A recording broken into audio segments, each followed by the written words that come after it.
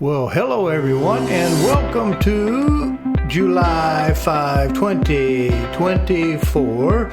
I am Delbridge, Benchmark Realty, Murfreesboro, Tennessee, and this is your Friday Status Chat. Today we're going to look at the June jobs numbers. We'll also look at Microsoft because they're in the news. Well, you know what you got to do. I have to play this for you, a certain number of things, just to keep legal in the world today with Tennessee Real Estate Commission. So you know how to find me. And on the website, let me just take a moment to say the last two posts that we did not show up on the website because the website was feeling poorly.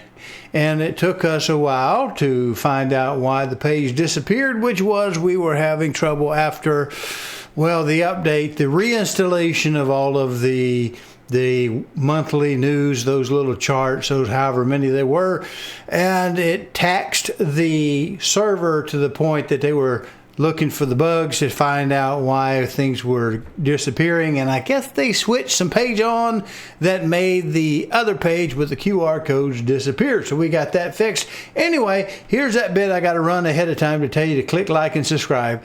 Be patient. It's pretty short and it hadn't changed. If you like this content, please go to CallDelToSell.com, find the tab that says on YouTube, click it, and it'll open up a page of QR codes. There you can use a smartphone to scan and get to the YouTube page, or you can just mouse over and click it on a PC. There you'll be able to subscribe to this little button over here and click the notification bell so that YouTube will notify you when each Friday's blog has been uploaded. Thank you. All right, now that we got that out of the way, let's look at the center panel where I have some stuff set up for you today. All right, now this is from the budget.house.gov. I'll give you the link to these things in the description of the status chat over on the YouTube page where the status chat lives. And I said lives. Anyway, I guess maybe I got distracted by this national debt. What is that? 35 trillion? Is that right? Wow. Anyway, all that debt we have now, I guess you've heard of this by now, we have now surpassed the cost of all of our military and defense budget just in paying the interest servicing this debt that we now have. So I don't know. We're going to get bound up on the credit card pretty soon. But remember, the government loves inflation because it lets them pay off that massive debt with cheaper dollars. Of course, we don't really like the inflation so much, but they do. So we're going to look at that, back at these jobs numbered. Now it says, here we go, June jobs report. Unemployment rate rises to highest level since November 2021. Gasp. That's not a good thing by any means, but gasp.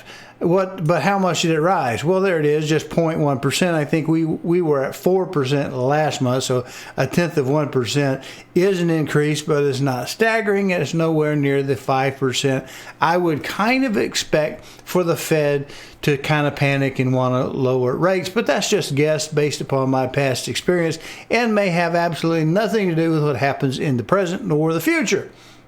But anyway, it says Washington, D.C., the Bureau of Labor Statistics released its jobs report for June of 24. The report showed 206,000 new jobs were created in June, 12,000 less than were created in May. The unemployment rate rose to 4.1%, the highest level since November of 2021. Jobs gained in April and May were revised down. Knock me over with a feather. How many times did I say in this show how often the government, regardless of party and politics, will give you good news, and then when you're not looking, change the good news to bad news so it's more accurate. So you don't really hold them accountable. You're still running on that emotional high, but they get to correct their numbers and get away with not telling you a fib because they're revised, numbers. Anyway, there we have that. We have Chairman Arlington's statement on June jobs report. We have a link there. That's from Texas. I think we can get House Budget Committee, and I got this from the House rather than the news media because I thought it might be good. It also has some pretty good links if you're not familiar with the House budget, because, you know, according to our Constitution, that's the only place that can set spending despite what our president has been doing. Only place that by our Constitution can spend money, can allot the money, is through the House of Representatives, the lower chamber, and then of course the upper chamber has to agree to it. And anyway, that's what that is. So anyway, we do have some good links here that you might want to look at, and you have some resources from a little bit different media source than it being straight up from, of course, the news media, which seems to be always sending the lollipops in layoffs. Here we go. Microsoft lays off employees in new rounds of cut. This is day before yesterday, July the 3rd, last business day, by Taylor Stopper. This is GeekWire, a source which you may or may not use. I don't know. But anyway, there we have it. It's telling us that we're laying off some employees. We look at this. Microsoft conducted another round of layoffs this week in the latest workforce reduction implemented by the Redmond tech giant this year. The cuts impacted multiple teams and geographies. That'd be geographies to the rest of us, but since we're tongue-tied today, we're going to be geographies. Microsoft declined to provide details about the number of employees laid off. So, what we have, we get a quote here: organizational and workforce adjustments, as a code word for layoffs, are necessary and a regular part of managing our business, a spokesperson said in a statement. We continue to prioritize and invest in strategic growth in areas of our future and in support of our customers and partners. Anyway, this is a story you can read from GeekWire, and you can also, well, thank you. You can sign up to get your GeekWire updates anytime you want. So let's go look at the next one we have for you today on Microsoft. Microsoft, here we go. This one is from Tech Radar Pro. All right, let's roll past that little advertisement so we can give credit to Mr. Craig Hale, published 4 hours ago. California court finds Microsoft guilty. Microsoft settles lawsuit claiming it punished employees for taking protected time off. Well, if that is a fact, and I guess they settled it, I don't know if they settled it because they were guilty or they just wanted it to go the heck away. So I don't know, but anyway, you can't do that to people. People are people regardless of how a corporation looks at their employees. But let's check a look at that price right there. Microsoft has agreed to pay $14.2 million settlement to resolve allegation of discriminatory practices against some employees who took protected leave, but were reportedly punished for doing so. So Microsoft, according to this, if you took your legal right to leave, Microsoft punished you for going absent. And of course, we just laid off some people anyway. So why is it that the rich seem to get richer and the poor get poorer? I don't know, but it doesn't seem to be, if we're an AL or National League here, they're playing baseball and we're just sitting in the stands. I know, it's news, isn't it? It's totally news. Microsoft guilty of discriminatory practices. Moreover, the investigation found Microsoft's negative staff evaluations affected workers' eligibility for merit increases, stock awards, and promotion. Well, there we have it. Surely corporate America wouldn't take somebody's legal rights away and then punish them if they didn't silently agree to having their rights taken away. I don't know. I'm not a big Microsoft fan. I use it on the machine that I do the videos with. I have it. I'm not an Apple guy. I just couldn't make that leap back and forth between them.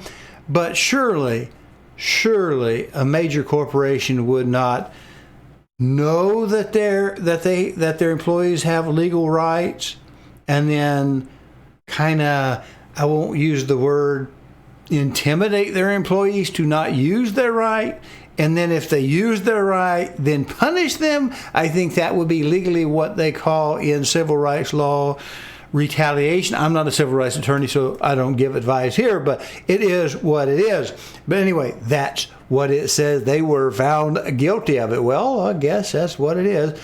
According to, let's get a zoom in on that. According to the Civil Rights Department, Redmond had also failed to prevent discrimination impacting the career progression of women, people with disabilities, and other employees. Now remember, you may not be able to change certain things, but chances are, if you're healthy and you live long enough, there's a very good chance that before you end of your rodeo ride that you may in fact be one of the millions of Americans who become disabled. So always keep up with disability rights, because everybody is human and we can never reduce them to a number or to a business decision, which it kind of sounds like Microsoft has been doing. Anyway, let's get back to this screen, because now I'm going to talk to you about something else that has personally affected me the last couple of weeks. So here we go. Microsoft will end support of Windows 10 ending in October 2025. Straight from Microsoft, straight from their website. You see, I'm not making it up. Wouldn't do it if I could, because I couldn't keep the story straight. So Microsoft is ending support for Windows 10, and I think I see in there they're going to, anything past Windows 10, they're going to, nope, we're not going to handle it. I guess they've got to sell some more Windows 11 installations. I don't know. Maybe that's just my cynicism. But here's the thing. My old machines, and I've had to do this in the past, the current one that I'm producing this video, and will later actually do the production, I'm shooting it now, but the production of the video is on a Microsoft-based machine using an Intel i7 7th generation processor, 4 cores, 8 threads. It's been doing me a pretty good job. It takes a long time to do the videos just because the speed at which it has to produce all of those 60 frames a second, and my cutting and editing and then uploading to YouTube, which then has to go through and make sure it doesn't have to spank me for violating anybody else's copyrights or anything like that. And the whole process takes nearly a day to shoot a 30-minute video, 20 to 30-minute video to get this, because there's also, as you would guess, the show prep for it.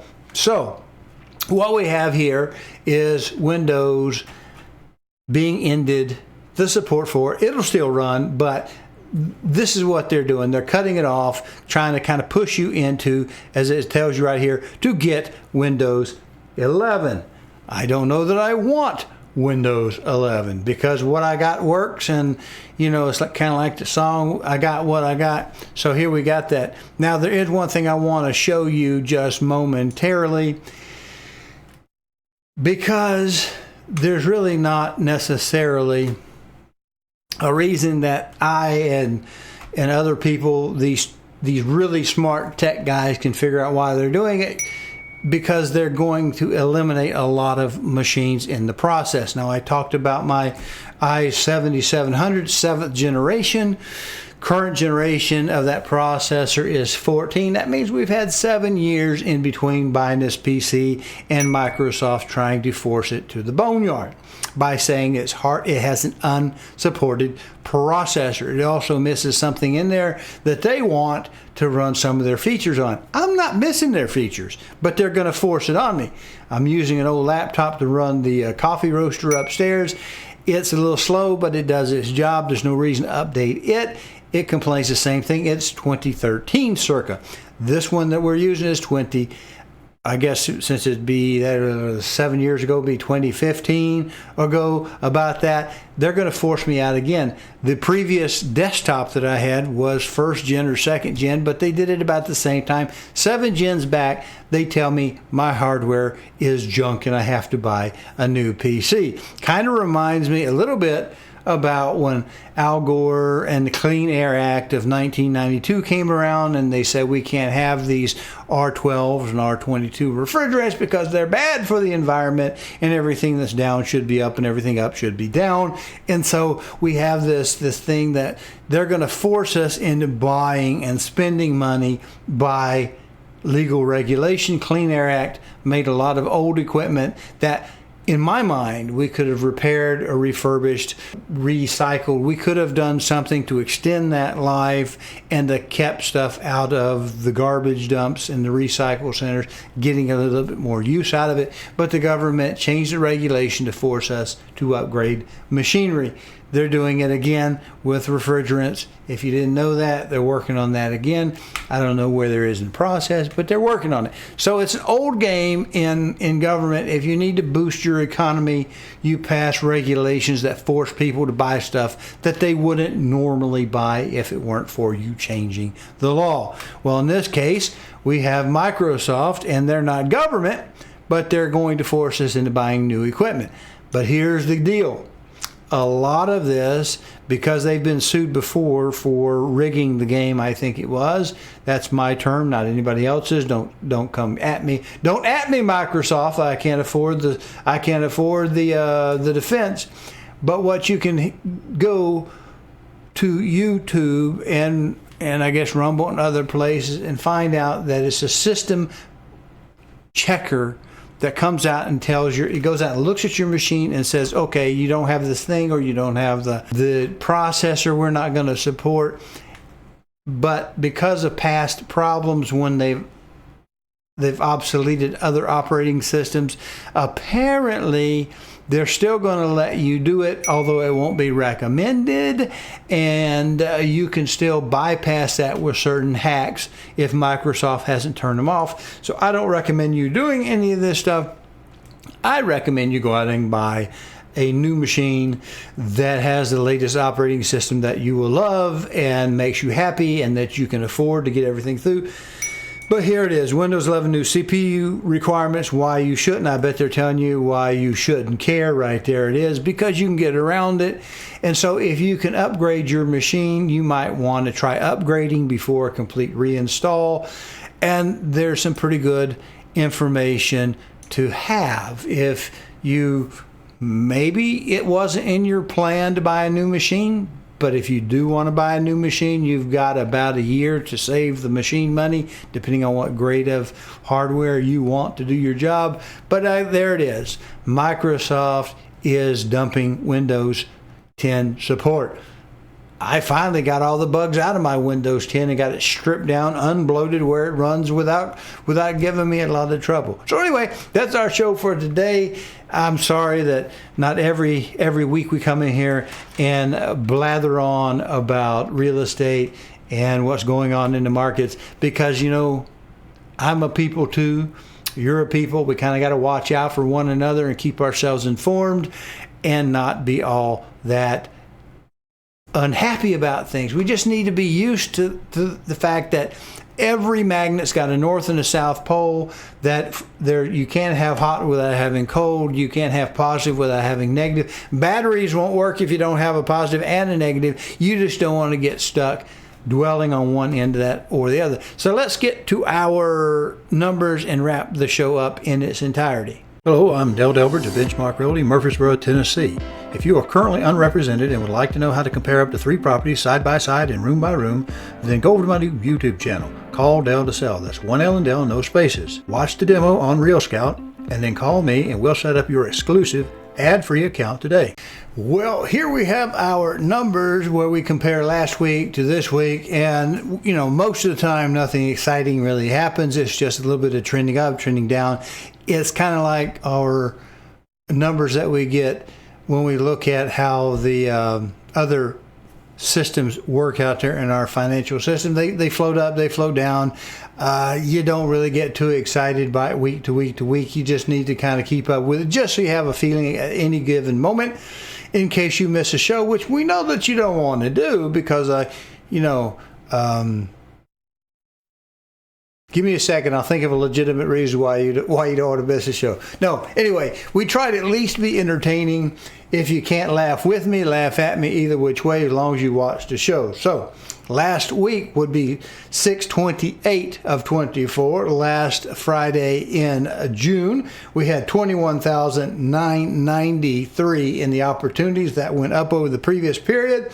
We had 43,29 in the under contracts still showing. Now that decreased a little bit, and the ratio between those two decreased by 1 to 20%.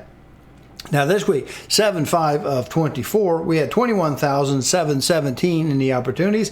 That is a slight decrease, not a great deal. We had 4265 in the under contract still showing. That also was a decrease, and it held steady when you rounded up at the integer level to 20%. So there's not much change happening in any of these areas that I can see. I personally think our unemployment may be going up by 0.1%, but that's not all that bad. And they revised our job numbers down previous. So we have to watch out for that age-old game of giving you an emotional something to be reactive to, such as, we're going to get the rate cuts, if everything holds the same, and then they don't do it. And here we have the job numbers look great, so they keep everything. All of this seems to me to just one simple-minded old man is a way to keep you feeling rather than thinking, because you can always adjust your mode of operation as long as you are thinking about the numbers and the facts and what we have. The problem that we have with our numbers and our facts and stuff is that they're not always accurate considering our sources, and I don't know who else we go to other than the horse's mouth. So we'll see you next week. Appreciate you watching. Thank you very much, and have a great weekend.